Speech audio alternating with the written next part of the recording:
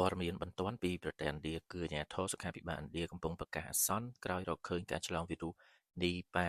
នៅក្នុងរដ្ឋ West Bengal លើប្រជាពលរដ្ឋនិងបុគ្គលិកពេទ្យជួរមុខតើអ្វីទៅគឺជាវីរុសនីប៉ាវីរុសនីប៉ាគឺជាជំងឺឆ្លងពីសត្វមានដូចជាសត្វជ្រះសត្វប្រចៀវស៊ីផ្លែឈើនិងសត្វជ្រូកមកមនុស្សនិងឆ្លងពីមនុស្សទៅមនុស្សរោគសញ្ញានៃជំងឺនីប៉ានេះមានដូចជាគ្រុនក្តៅពិបាកដកដង្ហើមនិងអាចវិវត្តទៅជារលាកខួរក្បាលធ្ងន់ធ្ងរបញ្ហាប្រឈមគឺមិនទាន់មានវ៉ាក់សាំងឬថ្នាំព្យាបាលជាក់លាក់ណានៅឡើយទេហើយមានអត្រាស្លាប់ខ្ពស់ចុះចំណែកឯវិធានការតើមានវិធានការអ្វីខ្លះដើម្បីការពារជំងឺនីប៉ានេះវិធានការគឺមាន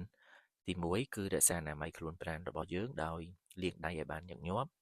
ទី2គឺជៀសវាងការប៉ះពាល់ជិតស្និទ្ធជាមួយអ្នកជំងឺដែលកើតជំងឺនីប៉ានេះទី3គឺប្រុងប្រយ័ត្នខ្ពស់ក្នុងការបរិភោគផ្លែឈើត្រូវលាងឲ្យស្អាតនិងជិតសម្បកទី4ត្រូវសហការជាមួយអាជ្ញាធរសុខាភិបាលប្រសិនបើមានរោគសញ្ញាដែលកើតមានសង្ស័យថាជាជំងឺនីប៉ានេះកើតឡើងបច្ចុប្បន្នប្រទេសមួយចំនួនក្នុងតំបន់អាស៊ីបានចាប់ផ្ដើមរឹតបន្តឹងការពិនិត្យសុខភាពនៅតាមពលានយន្តហោះនិងច្រកព្រំដែនឡើងវិញហើយជាក់ស្ដែងដូចនៅក្នុងប្រទេសកម្ពុជារបស់យើង